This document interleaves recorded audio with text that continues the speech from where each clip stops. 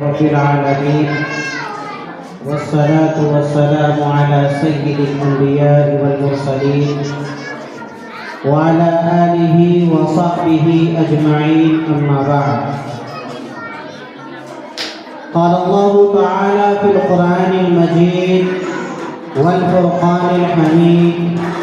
أعوذ بالله من الشيطان الرجيم، بسم الله الرحمن الرحيم. میں اسے صحیح کروں گا. اس طرح کا اسٹینڈ لگا دیا آپ کا سسٹم صحیح نہیں ہے بالکل.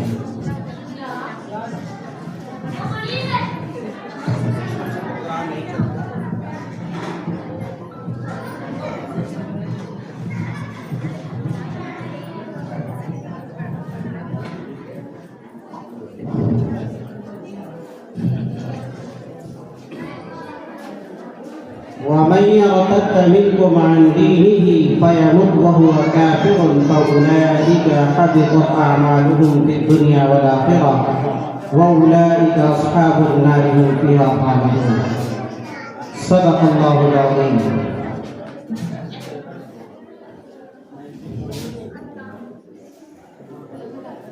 محترم حضرات، سامعین کرام، اسٹیج پر تشریف فرما علماء کرام اور مہمانان اعزام، ساتھ ہی ہماری پردہ نشین مائیں اور بہنیں،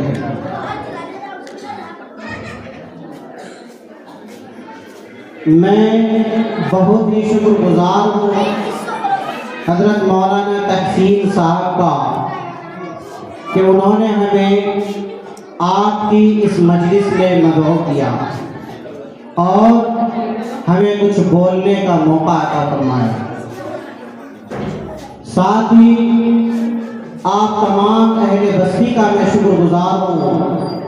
کہ آپ سب اس اہم پروگرام میں شرکت کی اور بغور علماء کرام کی باتوں کو سنا. اللہ تعالی ہم سب کو ان تمام باتوں پر عمل کرنے کی توفیق مرحمت فرمائے. میری پردہ نشین مائیں بہنیں، میں زیادہ دیر تک آپ کے سامنے نہیں رہوں گا، لیکن جو ذمہ داری ہمارے کاندھے پر مولانا تحسین صاحب نے رکھی ہے، اس کو ادا کرتے ہوئے انشاءاللہ بہت جلد رخصت ہو جاؤں گا. آپ تمامی حضرات سے گزارش ہے کہ ہماری باتوں کو بغور سنیں گے. اگر آپ کے بچے آپ کو باتیں نہیں سننے دے رہے ہیں تو آپ تھوڑی دیر کے لیے بچوں کو اپنے سے الگ کر دیجیے اور خاموشی کا ماحول بنائے رکھیں. میری پردہ نشین مائیں اور بہنیں، اللہ تبارک و تعالیٰ نے قرآن کریم کے اندر ارشاد فرمایا کہ وَمَن يَرْتَدَّ مِنكُمْ عَنْ دِينِهِ فَيَمُتْ وَهُوَ كَافِرٌ فَأُولَئِكَ حَبِطَتْ أَعْمَالُهُمْ فِي الدُّنْيَا وَالْآخِرَةِ وَأُولَئِكَ أَصْحَابُ النَّارِ هُمْ فِيهَا خَالِدُونَ. اس کا مفہوم یہ ہے کہ جو شخص اسلام کو چھوڑ کر، ایمان کو چھوڑ کر اس دنیا سے رخصت ہو جائے، یعنی کفر کی حالت میں مر جائے، اللہ تعالیٰ ان کے تمام ان اعمال کو جنہوں نے وہ حالت اسلام میں ایمان کی حالت میں جو اعمال نیک اعمال کیے ہیں ان سب کو اللہ تعالیٰ برباد کر دیتا ہے، اکارت کر دیتا ہے. اور آگے بڑھ کے فرمایا اللہ تعالیٰ نے وَأُولَئِكَ أَصْحَابُ النَّارِ هُمْ فِيهَا خَالِدُونَ، کہ یہی وہ لوگ ہیں جو ہمیشہ جہنم میں رہیں گے. میری پردہ نشین مائیں اور بہنیں، میں کوئی تقریر کرنے نہیں آیا، میں آپ کو وہ باتیں بتلانے آیا ہوں جن پر آپ کی نگاہ نہیں ہے، جس کو آپ سوچ بھی نہیں سکتی کہ کیا دنیا میں ہمارے لیے، ہمارے ایمان کو کھینچنے کے لیے، ہمارے دلوں سے ایمان کو سلب کرنے کے لیے اس دنیا کے اندر کون کون سی سازشیں رچی جا رہی ہیں. آپ کو میں بتلاتا چلوں کہ اللہ تبارک و تعالیٰ نے ہم پر خاص کرم فرمایا کہ اللہ تعالیٰ نے ہمیں ایمان والوں کے گھر میں پیدا فرمایا۔ ایمان والوں کے گھر میں جب پیدا فرمایا تو ہماری ذمہ داری بڑھ جاتی ہے کہ اللہ تعالیٰ نے جس ذمہ داری کے ساتھ اس دنیا میں ہمیں پیدا کیا، کیا اس ذمہ داری کو ہم ادا کر رہے ہیں یا اس ذمہ داری سے ہم بھٹکے ہوئے ہیں؟ ہم آپ کو بتاتا چلیں کہ اللہ تعالیٰ نے قرآن کریم میں فرمایا وَمَن يَرْتَدَّ مِنكُمْ، کہ جو شخص ایمان کو چھوڑ کر، تم میں سے کوئی ایمان کو چھوڑ کر، دین اسلام کو چھوڑ کر، مذہب اسلام کو چھوڑ کر دوسرے مذہب کو اختیار کرتا ہے اور اسی حالت میں مر جاتا ہے، اللہ تعالیٰ اس کے تمام نیک اعمال کو برباد کر دیتا ہے اور اس کا ٹھکانہ ہمیشہ کے لیے جہنم میں بناتا ہے۔ میں آپ کو بتلانا چاہتا ہوں کہ موجودہ ہندوستان کی جو صورتحال ہے وہ اس کوشش میں، اس سازش میں لگے ہوئے ہیں کہ آپ کے دلوں کے اندر سے، آپ کے دلوں سے، آپ کی نئی نسلوں کے اندر سے، آپ کے چھوٹے اور معصوم بچوں کے دلوں سے ایمان کو کھینچ کر ہمیشہ کے لیے آپ کو جہنم میں پہنچا دیں۔ یہ اس سازش میں لگے ہوئے ہیں اور ہمیشہ ہر وقت اس کام میں وہ کار فرما ہے اور اپنے مشن میں وہ مکمل کامیاب ہوتا چلا جا رہا ہے۔ آئیے میں آپ کو ہندوستان کی وہ صورتحال،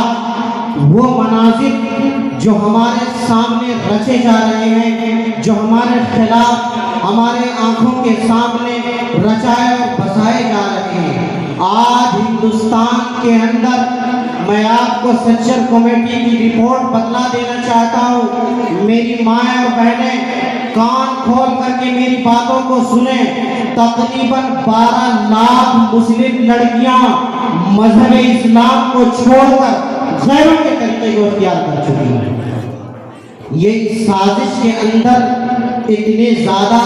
کامیاب ہوتے جا رہے ہیں کہ اس کا تصور کرنا بہت مشکل معلوم ہوتا ہے۔ میں آپ کو بتلاؤں کہ ہمارے ملک میں رہنے والے چند مذاہب کے لوگ جو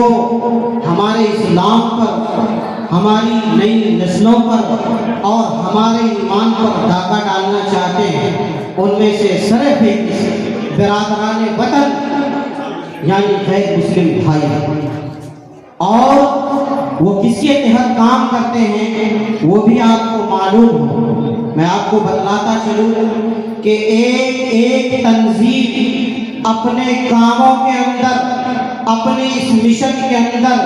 اتنی چستی کے ساتھ لگے ہوئے ہیں۔ ان کا مشن اور ان کا کام یہاں تک ہے کہ ہندوستان کے ہر صوبے، ہر ضلع اور ہر گاؤں اور ہر بستی میں اپنے افراد کو بھیج کر، اسکول اور کالجز کے اندر اپنے افراد کو بھیج کر ایک ایک نوجوان پر لاکھوں روپے خرچ کرتا ہے، اور اس نوجوان کا کام صرف یہ ہوتا ہے کہ تمہیں مسلم لڑکیوں کو جھوٹے پیار و محبت کے جال میں پھنسا کر اسے ایمان سے پھیرنا ہے، اسے مذہب خود کے اندر، اسے غیر مذہب کے اندر اسلام سے ہٹا کر کے کسی دوسرے مذہب کو اختیار کرانا ہے اور اسے جہنم میں پہنچانا ہے۔ آپ کو میں بتلاتا چلوں کہ آج کی مارکیٹ میں یہ مکمل کام ہو رہا ہے۔ آپ کے خلاف کام یہ ہوتا ہے کہ جھوٹے پیار و محبت کی جال میں آپ کو پھنسایا جا رہا ہے۔ کبھی آپ کا نشانہ اسکول اور کالجز کو بنایا جا رہا ہے، کبھی آپ کا نشانہ کسی کوچنگ سینٹر کو بنایا جاتا ہے، کبھی آپ کا نشانہ کسی بڑی سے بڑی یونیورسٹیوں میں بنایا جاتا ہے۔ وہ کس طرح سے ہوتا ہے؟ سب سے پہلے وہ آپ سے دوستیاں چاہتے ہیں، آپ کے ناموں کی وہ تعریف کرتا ہے، آپ کے مذہب کی وہ تعریف کرتا ہے، آپ کے ماں باپ کی تعریف کرتا ہے، آپ کے محلے اور گاؤں کی تعریف کرتا ہے، آپ کے مسجدوں کی، آپ کے عیدگاہوں کی، آپ کے مدارس کی، آپ کے مکاتب کی تعریف کرتا ہے۔ جب آپ ان کے پیار و محبت کی جال میں پھنس جاتی ہے، پھر وہ اپنا رنگ دکھلانا شروع کرتا ہے۔ دھیرے سے آپ کے نام کی تعریف کرتے ہوئے وہ یہ شوشہ نکالتا ہے کہ کیا مذہب اسلام کے اندر मुस्लिम औरतों को मुकम्मल हक दिया जा रहा है या नहीं दिया जा रहा है। यहाँ से आपके अंदर वो शोषण निकलता है, आपके ईमान के अंदर, आपके दिलों में जो ईमान बसता है, आप जो ईमान वालों के घर में पैदा हुए, सहाबा किराम की वो मोहब्बत, रसूल अकरम सल्लल्लाहु अलैहि वसल्लम की वो मोहब्बत, अम्मा आयशा, फातिमा बहन, हजरत आसिया की वो मोहब्बत, वो पर्दा की मोहब्बत जो तुम्हारे दिल में थी, उस दिल के अंदर, उस मोहब्बत के अंदर वो शोषा पैदा करता है और कहता है कि मजहब इस्लाम के अंदर मुस्लिम औरतों को मुकम्मल तौर पर हक नहीं दिया जाता। ये आपके अंदर शोषा पैदा किया जाता है, या आपके ईमान के अंदर शक पैदा किया जाता है। मैं पूछना चाहता हूँ, मैं अपनी माँओं और बहनों से, खास तौर से जो यहाँ दो शेजाएं हमारी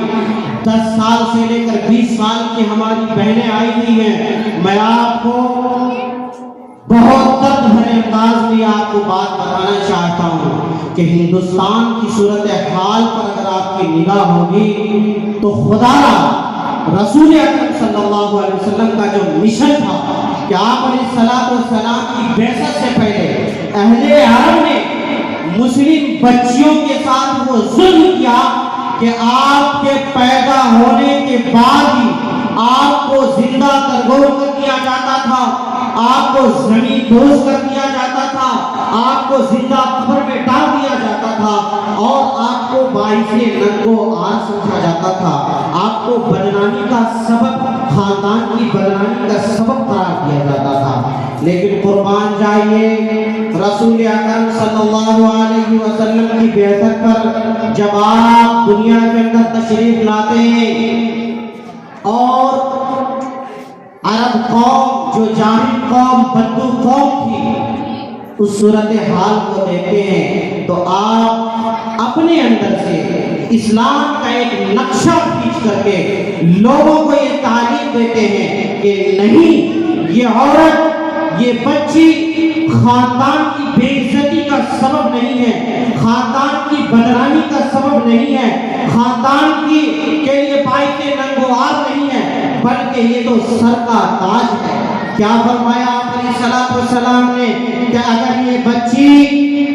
माँ की शक्ल में है तो ऐ कौम के लोगों सुनो, अगर ये बच्ची माँ की शक्ल में है तो इनके कदमों में अल्लाह ताला ने जन्नत डाल दिया,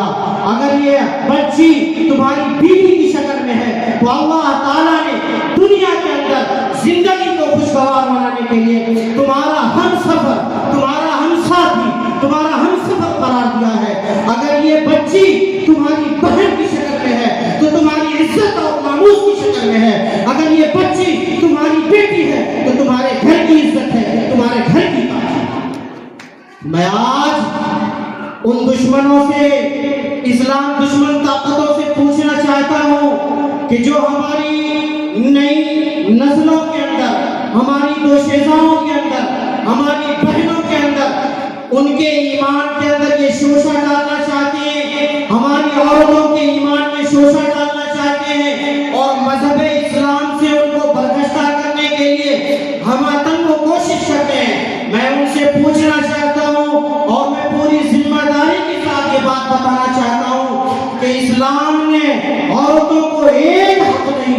दो हक अता फरमाए हैं। किस तरह? जब वो अपने बाप के घर होती है तो विरासत की मालिक बनती है, विरासत में से बाप के हिस्से से विरासत मिलती है। जब वो ब्याह करके वो अपने शौहर के घर जाती है, अपने ससुराल जाती है तो शौहर की विरासत से हिस्से पाती है। बताइए मेरी माएं बहनें, क्या ये विरासत के दो हिस्से आपको नहीं दिए जाते? क्या इस्लाम से बढ़कर कोई मुस्लिम औरतों को, मुस्लिम बेटियों को, मुस्लिम दो शेजाओं को हक दिलाने वाला मौजूद है? ऐसा नहीं हो सकता। मेरी मुस्लिम माएं और बहनें, आप इस चीज को समझिए कि आज हिंदुस्तान के अंदर आपके ईमान को छीनने की किस तरह की कोशिशें की जा रही है। मैं आपको बतलाता चलूं कि पुणे के अंदर, मुंबई के अंदर एक नहीं 10 वाकयात ऐसे पेश आ चुके کہ ایک بار میں 10 25 اور 30 لڑکیاں مذہب اسلام کو چھوڑ کر غیروں کے مذہب کو اختیار کر چکی ہیں۔ یہ نتیجہ یہ کہاں سے نکل کے آتا ہے، اس کا سبب کیا بنتا ہے، اسے بھی ذرا سنتے چلیے۔ آج ہمارے گھروں کے اندر بچیاں آنکھ کھولتی ہیں، بچپنا ہوتا ہے،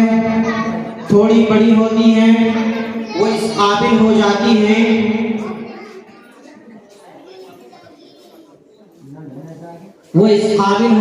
ہیں کہ انہیں اسکول اور کالجز کے اندر علم حاصل کرنے کے لیے بھیجا جائے۔ آپ بھیج دیتی ہیں، آپ مخلوط ماحول میں مخلوط تعلیم حاصل کرنے کے لیے اپنی بچی کو اسکول اور کالجز کے اندر ایڈمیشن کرواتی ہیں۔ آگے بڑھتی ہے وہ بچی 1 class 3rd class 3 class 4 class pass کرتی ہیں، پھر انہیں ضرورت پڑتی ہے موبائل فون کی۔ آپ کے دلار میں، آپ کے لاڈ میں، آپ کے پیار اور محبت میں وہ آتی ہیں، آپ کو کہتی ہیں کہ ہمیں موبائل چاہیے، آپ موبائل فون خرید کر دیتے ہیں۔ آپ موبائل فون خرید کر دیتے ہیں، وہ موبائل کا استعمال شروع کرتی ہیں۔ میں آپ سے پوچھنا چاہتا ہوں کہ آج پورے ہندوستان میں جتنی بھی لڑکیاں مرتد ہو چکی ہیں، جتنی بھی لڑکیاں مذہب اسلام کو چھوڑ کر جا چکی ہیں، ان میں سب سے زیادہ سبب جو بنتا ہے وہ کالج یونیورسٹیوں کی بچیاں مرتد ہو رہی ہیں۔ کیوں؟ اس لیے کہ مخلوط ماحول میں مخلوط تعلیم حاصل کرنے کے لیے وہ اسکول اور کالجز کا رخ کرتی ہیں اور غیروں کا نشانہ بنتی ہے۔ میں آج ان ماؤں سے پوچھنا چاہتا ہوں جنہوں نے اپنی بچیوں کے لاڈ میں، پیار میں، محبت میں گرفتار ہو کر کے انہیں موبائل فون دیا، آپ نے کبھی ان سے سوال کیا کہ میری بچے تمہارے فون میں 599 699 کا ریچارج کہاں سے آیا؟ آپ اسکول اور کالجز بھیجتی ہیں، انہیں 50 روپے 100 روپے دے کر بھیجتی ہیں کہ اس کو کرائے کے لیے استعمال کر لینا، بھوک لگ جائے تو کچھ کھانے پینے کی چیز کھا کر بھوک کو مٹا لینا۔ لیکن جب شام کو وہ اپنے گھر واپس لوٹ کر آتی ہے تو ان کے پاس موبائل کا بڑا فون ہوتا ہے، اسمارٹ فون ہوتا ہے، کبھی ان کے ہاتھ میں لیپ ٹاپ ہوتا ہے، کبھی ان کے بیگ میں مہنگی گھڑیاں، کبھی ان کے بیگ میں مہنگے میک اپ کا سامان برآمد ہوتا ہے، نکلتا ہے۔ کبھی آپ نے سوال کیا کہ میری بچی میں نے تمہیں 50 روپے دیا تھا، میں نے تمہیں 100 روپے دیا تھا، یہ 1000 روپے کا سامان، یہ 2000 کا سامان، یہ 15000 اور 20000 کا لیپ ٹاپ تم نے کہاں سے لایا؟ کبھی آپ نے سوال کیا؟ نہیں کیا۔ یاد رکھیے کہ جب یہ ہماری بچی پیدا ہوتی ہے، آنکھ کھولتی ہے، لڑکپن کا زمانہ جب ہوتا ہے تو ان کی میٹھی زبان سے سب سے پہلے جو کلمہ نکلنا چاہیے وہ کلمہ توحید ہونا چاہیے، لا الہ الا اللہ محمد رسول اللہ۔ لیکن آپ کیا کرتے ہیں؟ اسکول اور کالجز کے اندر داخل کرتے ہیں، وہ جا کر کے وہ غیر ضروری تعلیم، غیر اخلاقی تعلیم کو حاصل کرتی ہے، پھر اس کی زد میں آ کر کے اپنے ایمان کا وہ سودا کرتی ہے۔ میں آپ کو بتلاتا چلوں، گزشتہ سال آپ کے اتراکھنڈ کی خبر میں آپ کو بتلا دوں کہ ایک لڑکی حافظ قرآن ہے، مکمل حفظ کر چکی ہے، وہ ایک غیر مسلم لڑکے سے شادی رچا رہی ہے۔ جب ان کے والدین کو خبر ملتی ہے تو وہ کہتی ہے کہ ہائے افسوس کہ ہم نے کون سی تعلیم دی، ہم نے قرآن کو یاد کرا دیا، ہم نے قرآن کا حفظ کو مکمل کرا دیا، لیکن کبھی اسے معنی اور مطالب سے آگاہ نہیں کیا، ہم نے اسے بتایا نہیں کہ اے میری بچی جس آیت کو تم نے یاد کیا ہے اس آیت میں اس قرآن میں اللہ تعالیٰ نے ایمان کے تعلق سے کیا فرمایا۔ رسول اکرم صلی اللہ علیہ وسلم جو دین اور شریعت لے کر آیا، اس شریعت کو اور اس دین کو نہیں سمجھایا، جس کی بنیاد پر ہماری بچیاں مرتد ہو رہی ہیں، اپنے ایمان کا سودا کر رہی ہیں۔ ایک واقعہ میں آپ کو بتلاؤں، حضرت مولانا مفتی محمد منیر صاحب رحمۃ اللہ علیہ ممبئی کے رہنے والے ہیں، ان کی خانقاہ بھی چلتی ہے۔ ہماری مائیں بہنیں سن نہیں رہی، غور سے بات کر رہی ہیں، پھر بھیجا ہمیں بک کر کے یہاں پر چلا کر کے کوئی فائدہ نہیں ہے۔ مفتی منیر صاحب ممبئی کے رہنے والے، ان کی خانقاہ بھی چلتی ہے۔ اس کا ایک خادم، ایک مرید، تبلیغی جماعت سے جڑا ہوا شخص، ان کے گھر میں ایک بچی تھی، ان کے گھر میں ایک بچی تھی۔ بچی اسکول میں پڑھ رہی تھی، بڑی ہوئی، جوان ہوئی، جوانی کے دہلیز پر قدم رکھتی ہے۔ جب بچی بڑی ہو جاتی ہے، گریجویشن مکمل ہوتا ہے، تو گھر میں یہ بات ہونے لگتی ہے کہ بچی ہماری بڑی ہو گئی، گریجویشن مکمل کر لیا، ان کی شادی رچا دی جائے، ان کے ہاتھ پیلے کر دیے جائیں۔ اس بچی کے کان میں یہ آواز پڑتی ہے کہ ہماری شادی کے تعلق سے باتیں ہو رہی ہیں۔ وہ آ کر کے گھر میں کہتی ہے کہ میرے لیے لڑکا تلاش کرنے کی ضرورت نہیں ہے، ہم نے اپنا لائف پارٹنر چن لیا ہے۔ یہ کس کے گھر کا واقعہ ہے؟ ایک تبلیغی جماعت سے جڑا ہوا شخص جو دنیا بھر میں پہنچ کر کے دین کی دعوت دیتا ہے، اسلام کی دعوت دیتا ہے، نماز کی دعوت دیتا ہے، قرآن کی دعوت دیتا ہے۔ ان کے گھر کا یہ واقعہ ہے۔ میری مائیں اور بہنیں غور سے سنیے، آگے گھر کے لوگ ناراض ہوتے ہیں اور کہتے ہیں کہ ٹھیک ہے، جوان بچی ہے، اسے ڈانٹا نہیں جا سکتا، ان پر غصہ نہیں کیا جا سکتا، ورنہ وہ غلط قدم بھی اٹھا سکتی ہے۔ ان کے والدین کہتے ہیں ٹھیک ہے، تم نے اپنا لائف پارٹنر چن لیا ہے تو اسے لے آؤ، ہم بھی دیکھ لیں گے، اگر وہ ہماری حیثیت کے مطابق ہوگا تو ہم ان سے تمہارا نکاح کر دیں گے۔ دل پر ہاتھ رکھ کر کے سوچئے، اگلے دن جب وہ بچی اس لڑکے کو لے کر گھر آتی ہے اپنے، تو وہ ایک غیر مسلم ہوتا ہے۔ ان کے والد صاحب کہتے ہیں کہ تم یہ چاہتی ہو کہ تمہارا نکاح ایک ایسے شخص کے ساتھ کیا جائے جو غیر مسلم ہے، ایسا نہیں ہو سکتا۔ دل پر ہاتھ رکھ کر کے اس بچی کا جواب سنیے، بچی کیا جواب دیتی ہے۔ ان کے والدین کہتے ہیں کہ جس کا اسلام سے کوئی تعلق نہیں، اس کے ساتھ تمہارا نکاح کر دیا جائے۔ وہ بچی کیا کہتی ہے کہ پاپا، ابو، کون سے اسلام کی بات کرتے ہو؟ آج تک آپ نے کسی اسلام کا تذکرہ میرے پاس نہیں کیا۔ اب بتائیے اس واقعے سے آپ کو کیا سبق ملتا ہے کہ ہماری بچی جب اپنے گھروں میں آنکھیں کھولتی ہے تو ان کے سامنے دینی تعلیم ہونی چاہیے یا انگریزی تعلیم ہونی چاہیے۔ اگر آج ہم نے اپنی بچی کو دینی تعلیم سے آراستہ نہیں کیا، دینی تعلیم سے انہیں آراستہ نہیں کیا، انہیں دین کی موٹی موٹی باتیں بتلا کر انہیں اماں عائشہ کی پاک دامنی کا سبق نہیں دیا، انہیں حضرت آسیہ جو ایمان کی پہاڑ تھی، جو فرعون سے جیسے ظالم و جابر بادشاہ کے سامنے ڈٹ کر مقابلہ کرنے کے لیے کھڑی ہو گئی، ان کی تعلیم نہیں دی، ان کے حیات سے، ان کے خدمات سے، ان کے کارناموں سے، ان کی جرأت سے آپ نے اپنی بچی کو آگاہ نہیں کرایا، تو یاد رکھیے آج تو خیر دوسرے لوگوں کے گھروں سے بچیاں ایمان کو چھوڑ کر جا رہی ہیں۔ ایک وقت ایسا بھی آئے گا کہ آپ کے گھروں سے بھی آپ کی بچی آپ کے چہرے پر تھوک ڈال کر جائے گی اور کہے گی کہ میں اپنے عاشق کے پاس جا رہی ہوں، تمہیں ہماری کوئی ضرورت نہیں۔ اس لیے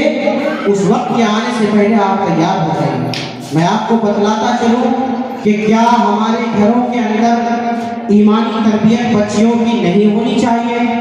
کیا ہمارے گھروں کے اندر جب بچیاں بڑی ہوتی ہیں، جب بچیاں بات کو سمجھنا شروع کرتی ہیں انہیں اماں عائشہ کی پاک دامنی نہیں بتلانی چاہیے، انہیں حضرت فاطمہ کی پاک دامنی کو نہیں بتلانی چاہیے، انہیں حضرت فاطمہ کی سیرت سے آگاہ نہیں کرنی چاہیے، کیا حضرت آسیہ کی سیرت سے ہماری بچیوں کو آگاہ نہیں کرنی چاہیے، اور ان ازواج مطہرات کی سیرت مطہرہ سے ہمیں آگاہ نہیں کرانی چاہیے کہ جنہوں نے ایسا کردار ادا کیا پوری امت کی عورتوں کے لیے، یہ سبق دیا کہ رسول اکرم صلی اللہ علیہ وسلم جو دین اور جو شریعت لے کر آئے، اس شریعت اور اس دین کے علاوہ اس دنیا میں کوئی مذہب قابل قبول نہیں ہے۔ یہ ہمیں سمجھانا ہوگا، یہ ہمیں بتلانا ہوگا اپنی بچیوں کو۔ میری پردہ نشین خواتین، میں آپ کو بتلاتا چلوں کہ آج ایک شاعر کہتا ہے کہ پہلے چاہت پھر نگاہوں سے اتاری جاؤ گی، پہلے چاہت پھر نگاہوں سے اتاری جاؤ گی،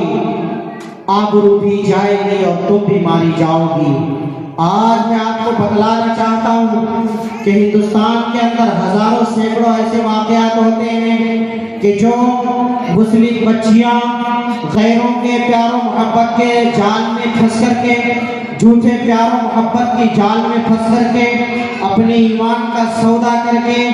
ایک نہیں، دو نہیں، تین تین سال، چار چار سال، پانچ پانچ سال، یہاں تک کہ 10 سال اس لڑکے کے ساتھ اپنی زندگی گزارتی ہے، ان کے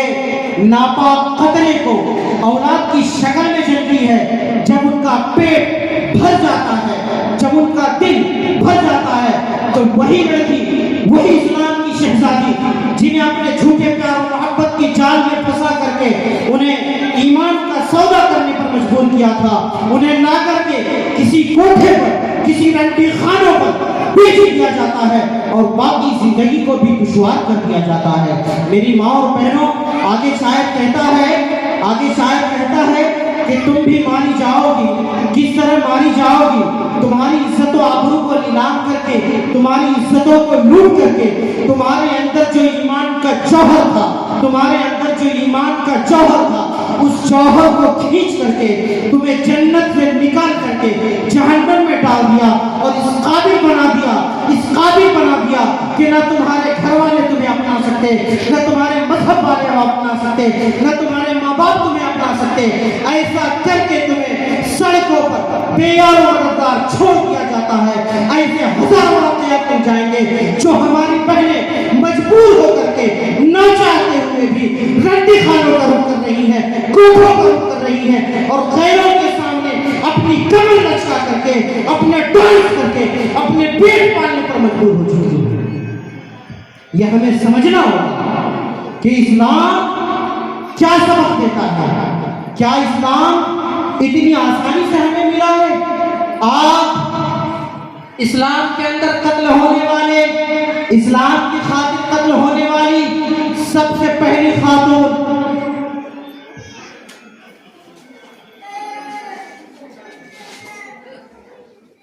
اسلام کے اندر سب سے پہلے قتل ہونے والی خاتون، اسلام کی خاطر قتل ہونے والی خاتون حضرت سمیہ کا واقعہ دیکھیے کہ آپ کو کوڑوں سے مارا جا رہا ہے، پیٹا جا رہا ہے،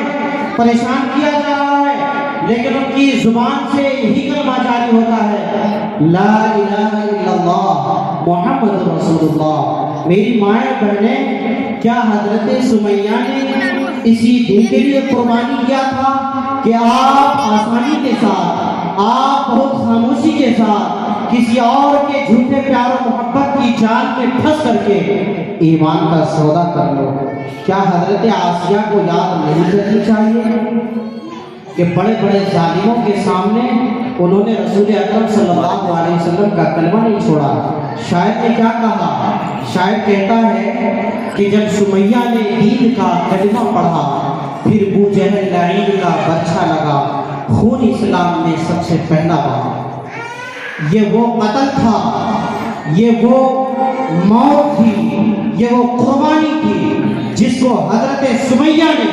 مسکراتے ہوئے اسلام کی خاطر، ایمان کی خاطر، رسول اکرم صلی اللہ علیہ وسلم کی دین کی خاطر, اللہ کی رضامندی کی خاطر قربانی دی, قتل ہو گئی, لیکن غیروں کے کلمے کو اختیار نہیں کیا. میری مائیں بہنیں, یہ ہمیں سبق ملتی ہے, یہ ہمیں سبق ملتا ہے کہ ہم بھی ان کی ماننے والی ہیں. وہ صحابیات ہیں, صحابیات رسول ہیں, انہوں نے رسول اکرم صلی اللہ علیہ وسلم کو دیکھا ہے, ان کا ایمان, ہم ان کے ماننے والے ہیں. ہم کیسے اس گندگیوں کو, اس ناپاکیوں کو اپناتے ہوئے جا رہے ہیں اور پاک اسلام کو چھوڑ کر کسی اور کے طریقے کو اختیار کر رہے ہیں. یاد رکھیے کہ اگر یہی حالت ہماری بنی رہی تو ایک دن ایسا آئے گا کہ ہمیں جہنم میں جلنا پڑے گا. کیا ہم جہنم کی آگ کو برداشت کر سکتے ہیں؟ آج ہم روٹی بناتے ہوئے, آج ہم سالن بناتے ہوئے, آج ہم دال چھونکتے ہوئے ہمارے ہاتھوں پر, ہمارے پیروں پر کوئی چھوٹی سی چنگاری گر جاتی ہے, ہم برداشت نہیں کر پاتے. بتائیے کہ آپ جہنم کی آگ کو کیوں کر برداشت کر سکتے ہیں؟ اس لیے اس وقت کے آنے سے پہلے سمجھ جائیے, رسول اکرم صلی اللہ علیہ وسلم کی جو تعلیم ہے اس کو اپنائیے, حضرت فاطمہ کی سیرت پر چلیے, حضرت عائشہ صدیقہ رضی اللہ تعالیٰ عنہا جو امت کی مائیں ہیں, جن کی پاک دامنیوں میں قرآن کی آیت نازل ہوتی ہے, حضرت آسیہ جو فرعون کے سامنے ڈٹ کر مقابلہ کرنے کو کھڑی ہو جاتی ہے لیکن ایمان کا سودا نہیں کرتی ہے, ان کی سیرت کو, ان کی سنت کو ہمیں اپنانا ہے. ہم تو اسلام کے ماننے والے ہیں, ہمارا مذہب تو پیارا مذہب ہے, ہمارا مذہب تو پاک مذہب ہے, اس لیے ہمیں اسلام کو ماننا ہے. میری مائیں بہنیں, میں آپ کو بتلاتا چلوں, بات بہت زیادہ طویل ہوتی جا رہی ہے, میں مقصود کی طرف آتا ہوں. ابھی ایک جھارکھنڈ کا واقعہ ہمارے سامنے آیا کہ ایک لڑکی نہایت ہی شریف, صوم و صلات کی پابند. واقعہ یوں ہے کہ ان کے محلے والے, ان کے گھر والے یہ کہتے ہیں کہ کبھی اس بچی کے سر سے ہم نے دوپٹہ ہٹا ہوا نہیں دیکھا, کبھی ان کے بالوں کو ہم نے صحیح طریقے سے نہیں دیکھا, لیکن آج خبر یہ آتی ہے کہ وہ نماز روزہ ادا کرنے والی وہ بچی مذہب اسلام کو چھوڑ کر کسی غیر مذہب کو اختیار کر چکی, وہ گھر سے لاپتہ ہو چکی ہے. بتائیے کہ جو بچی اپنے گھروں کے اندر, اپنے محلوں کے اندر یہ ثابت کر چکی, یہ لوگوں کو بتا چکی کہ میں روزہ نماز کی پابند ہوں, میں اللہ کو ماننے والی ہوں, میں رسول اکرم صلی اللہ علیہ وسلم پر ایمان لاتی ہوں, صبح و شام قرآن کی تلاوت میں مشغول رہنے والی, ایمان کا سودا کیسے کرنی چلی گئی؟ میں آپ کو اشارہ کرتا ہوں, میں بتلانا چاہتا ہوں کہ آج ہمارے گھروں کا حال کیا ہو چکا ہے. آج ہمارے گھروں کے اندر موبائل فون جو سب سے بڑا فتنہ ہے, آج ہر گھروں کے اندر ہماری جو دو شیزائیں 10 سال 12 سال 15 سال کی بچیاں انسٹاگرام پر اپنی تصویر وائرل کرتی ہیں, فالوورز بڑھانے کے لیے لائکس چاہتی ہیں, کمنٹس چاہتی ہیں, اور وہ چاہتی ہیں کہ ہمیں زیادہ سے زیادہ انسٹاگرام پہ فالو کیا جائے, زیادہ سے زیادہ لائک ملے اور زیادہ سے زیادہ کمنٹ ملے. یاد رکھیے یہ انسٹاگرام نہیں ہے, یہ جہنم کا وہ وادی ہے کہ جو ایک بار جہنم کے وادی میں اتر گیا, خدا کی قسم یہ وہ وادی ہے کہ اس وادی سے کبھی کوئی واپس نہیں آ سکتا. ہزاروں ایسے واقعات ہیں کہ جو انسٹاگرام پہ کانٹیکٹ کے ذریعے مسلم بچیاں ہماری اسلام کا سودا کر چکی ہے, وہ غیر مسلم لڑکوں کے جھوٹے پیار و محبت کے جال میں انسٹاگرام فیس بک کے ذریعے سے آتی ہے, اور اس کے بعد جب کانٹیکٹ ہوتا ہے, آپس میں ملاپ ہوتا ہے, پھر وہ اسلام کا سودا کرتی ہے. میری مائیں اور بہنیں, دلوں پر ہاتھ رکھ کر کے یہ سوچئے کہ کیا ہمارے گھروں میں جو فون, موبائل فون ہے, اس میں ہم ریچارج کر کے رکھتے ہیں, ڈیٹا ڈلوا کر رکھتے ہیں, انلمیٹڈ نیٹ رہتا ہے, کیا ہماری بچیاں تو اس موبائل فون کا غلط استعمال نہیں کر رہی؟ کیا ہماری بچیاں تو انسٹاگرام کا سودا نہیں کر رہی ہیں؟ کیا ہماری بچیاں فیس بک میں ڈوب کر کے کسی غیر مسلم لڑکے کو تو دل نہیں دے دیا؟ کیا ہماری بچیاں ان انسٹاگرام کی جو جہنم کی وادی ہے, اس جہنم کی وادی میں تو نہیں پھنس چکی؟ ہماری وہ بچیاں اسلام کو چھوڑ کر کے کسی کسی اور غیر مذہب کو تو نہیں اختیار کر چکی. ہمیں اپنے گھروں کا موازنہ کرنا ہوگا, ہمیں اپنے گھروں کا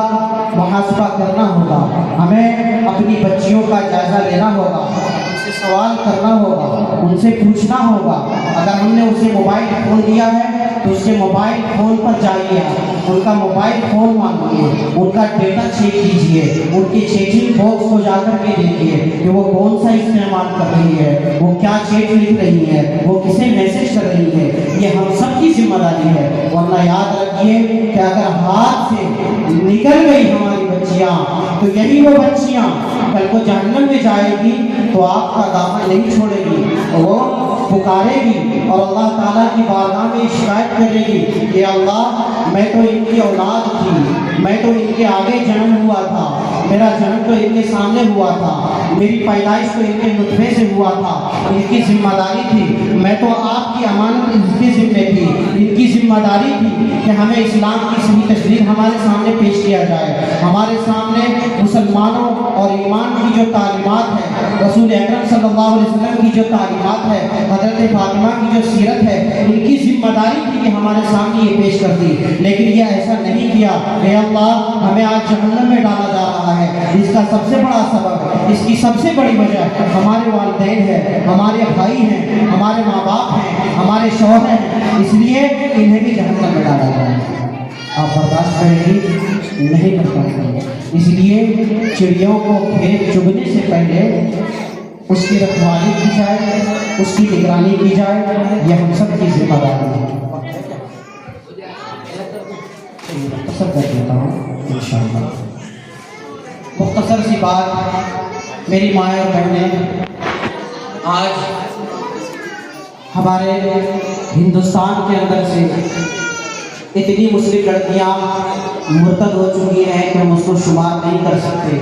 وہ ایمان کو چھوڑ کر کے دوسرے مذہب کو اختیار کر رہی ہیں. میں آپ کو بتلا دینا چاہتا ہوں کہ ہماری بچیاں جب ہمارے گھروں کے اندر پیدا ہوتی ہیں, ان کے لڑکپن کا وقت ہوتا ہے, انہیں بڑے لاڈ اور پیار سے ہم پالتے ہیں, انہیں بڑی عزت اور احترام کے ساتھ ان کی ہر طرح سے پرورش کرتے ہیں, ان کے پہننے کے لیے, ان کے کھانے کے لیے اچھا انتظام کرتے ہیں, ان کے رہنے کے لیے اچھے گھروں کو بناتے ہیں, گھروں کے اندر رنگ و روغن کر کے انہیں چمکایا جاتا ہے, ان کی تعلیم کے لیے صحیح انتظام کیا جاتا ہے. لیکن وہ ہماری بچیاں اسلام کو چھوڑ کر, ہمیں چھوڑ کر کسی اور مذہب کو اختیار کر لیتی ہے. دلوں پر ہاتھ رکھ کر کے سوچئے کہ کیا ہم نے اس چھوٹی بچی کو, اس کو بچپن میں بڑے لاڈ اور پیار سے اس لیے پالا تھا کہ وہ کسی غیر مسلم مردوں کے بستروں کو گرم کرے؟ کیا ہم نے اپنی بچیوں کو بڑے ناز و نخرے سے اس طرح اس لیے پالا تھا کہ وہ کسی RSS کے کتوں کے رات کو رنگین کرے؟ کیا ہم نے اپنی بچیوں کو اس لیے پالا تھا کہ وہ کسی کی رات کو رنگین کرے؟ کیا ہم نے بڑے ناز و نخرے سے اس لیے اپنی بچی کو پالا تھا کہ وہ غیروں کا نشانہ بنے؟ کیا ہم نے اپنی بچیوں کو اس لیے پالا تھا کہ وہ کسی غیر مسلم کتوں کا نشانہ بنے؟ یاد رکھیے، اگر یہ بچیاں ہماری مرتد ہو کر کے جاتی ہیں تو ہماری یہ ذمہ داری ہوتی ہے کہ ہم اس کی صحیح تعلیم و تربیت کا انتظام کریں، ہم اس کی دیکھ ریکھ کریں، ہم اس کی نگرانی کریں تاکہ وہ جہنم میں جانے سے بچ جائے. جس کو بڑے ناز و نخرے سے بچپن میں ہم نے پالا تھا، جس کے لیے کڑی سے کڑی محنت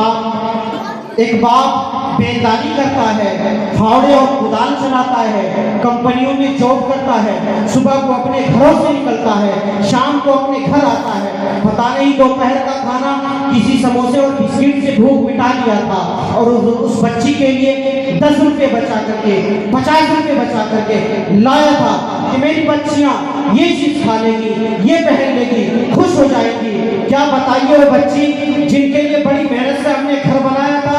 جن کو اعلیٰ سے اعلیٰ کپڑا پہنایا تھا، شاندار سے شاندار لباس پہنایا تاکہ معاشرے کے اندر، محلے کے اندر، بستیوں کے اندر ہماری تعریف ہو، ہماری بچیوں کا نام ہو. آج وہ بچی اسلام کو چھوڑ کر کسی اور مذہب کو اختیار کرتی ہے. کیا وہ ناز و نخرے میں رکھنا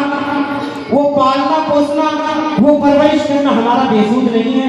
یقیناً بےسود ہے۔ اس لیے اس وقت کے آنے سے پہلے ہمیں تیار ہو جانا چاہیے۔ آئیے حضرات،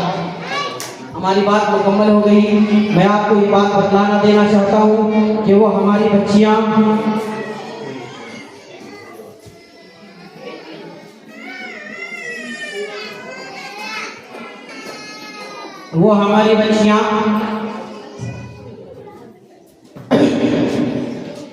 جو ہمارے گھروں میں آنکھ کھولتی ہے، ہمارے گھر سے باہر جاتی ہے، کسی غیروں کا نشانہ بن جاتی ہے۔ ماں کہتی ہے کہ بیٹی صبح و شام قرآن کی تلاوت کرنا، رسول اکرم صلی اللہ علیہ وسلم کی تعلیمات کو پکڑے رکھنا، فاطمہ بہن کی سیرت کو سمجھنا۔ لیکن یاد رکھیے، سینے پر ہاتھ رکھ کر کے، دل پر ہاتھ رکھ کر کے غور کیجئے کہ ہماری وہ بچیاں جس کے ہاتھ میں کبھی قرآن کا پارا تھا، جن کے ہاتھ میں کبھی قرآن ہوا کرتا تھا، جن کی زبان پر کبھی قرآنی آیات سنا کرتی تھی، آج وہ ہماری بچیاں کسی مندروں کا، کسی گرجا گھروں کا، کسی کلیساؤں کا دروازہ کھٹکھٹاتی ہے۔ ہماری وہ بچیاں جن کے ہاتھ میں کبھی تسبیح کے دانے، جن کے ہاتھ میں کبھی وضو کا لوٹا ہوا کرتا تھا، وہ ہماری بچیاں آج پھولوں کی ڈلیاں لے کر کے مندر کا دروازہ کھٹکھٹاتی ہے۔ ہماری وہ بچیاں جن کی زبان پر کبھی رسول اکرم صلی اللہ علیہ وسلم کا کلمہ تھا، لا الہ الا اللہ محمد رسول اللہ، آج وہ ہماری بچیاں غیر شرعی شرکانہ الفاظ کو اپنے چولہے سے ادا کرتی ہے۔ ہماری وہ بچیاں جو کبھی تسبیح کے دانے لے کر اپنے مصلے پر بیٹھ کر رسول اکرم صلی اللہ علیہ وسلم کی محبت میں، اللہ کی محبت میں گرفتار ہو کر کے اللہ سے لو لگاتی تھی، آج وہ ہماری بچیاں بتوں کے سامنے، آج ہماری بچیاں کسی درختوں کے سامنے، آج ہماری بچیاں کسی پتھر کے مجسموں کے سامنے اپنا سر جھکاتی ہے، اور ہم خاموش ہیں۔ اپنے گھروں میں ہم خوشحال رہ رہے ہیں، اچھے کھانے کھا رہے ہیں، اچھا پہن رہے ہیں اور بہت خوش ہیں، اور ہم چاہتے ہیں کہ ہم جنت میں چلے جائیں گے۔ ایسا ہرگز نہیں ہو سکتا۔ اس لیے یہ ہم سب کی ذمہ داری ہے کہ آپ اپنی بچیوں کی صحیح تربیت کیجئے، اس کی ایمانی تربیت کیجئے۔ گھروں کے اندر 5 منٹ 10 منٹ ہی صحیح ان کے سامنے ازواج مطہرات، صحابیہ اور خاص طور سے حضرت فاطمہ الزہرا رضی اللہ تعالی عنہا کی سیرتوں کو بیان کیا جائے، تاکہ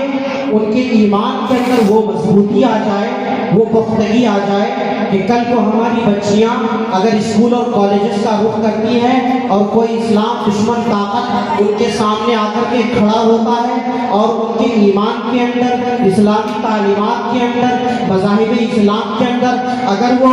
شکوک و شبہات پیدا کرنے کی، ان کے ایمان میں شک پیدا کرنے کی کوشش کرے، تو بڑی سے بڑی طاقت اور بڑی سے بڑی آندھیوں سے وہ ٹکرا سکتی ہیں، وہ مقابلہ کر سکتی ہیں، لیکن وہ ایمان پر سودا نہیں کر سکتی۔ اس لیے ایسی تربیت ہمیں اپنے بچوں کو کرنی ہوگی۔ اللہ تعالیٰ ہم سب کو اپنے سننے سے زیادہ عمل کی توفیق مرحمت فرمائے۔ میں اپنی ماں اور بہنوں سے گزارش کروں گا کہ ہماری مائیں بہنیں جو یہاں آئی ہیں، یہ جو باتیں علماء کرام سے سنی ہے آپ نے، اس پر ضرور عمل کیجیے گا، اور اپنے گھر جا کر کے اپنے گھروں کو ضرور ٹٹولیے گا، اور اپنے موبائل فون کو ضرور ٹٹولیے گا کہ ہماری بچیاں کس حد تک آگے بڑھ چکی ہیں۔ اگر وہ نہیں بڑھی ہیں آگے تو ان پر کنٹرول کیا جائے، انہیں سنبھالا جائے، انہیں سکھلایا جائے، انہیں سمجھایا جائے۔ اللہ تعالیٰ ہم سب کو کہنے سننے سے زیادہ عمل کی توفیق مرحمت فرمائے، اور ہمارے بیٹھنے کو، اٹھنے کو اور یہاں تشریف لانے کو اللہ تعالیٰ قبول فرمائے۔ وآخر دعوانا ان الحمدللہ رب العالمین۔ ماشاءاللہ،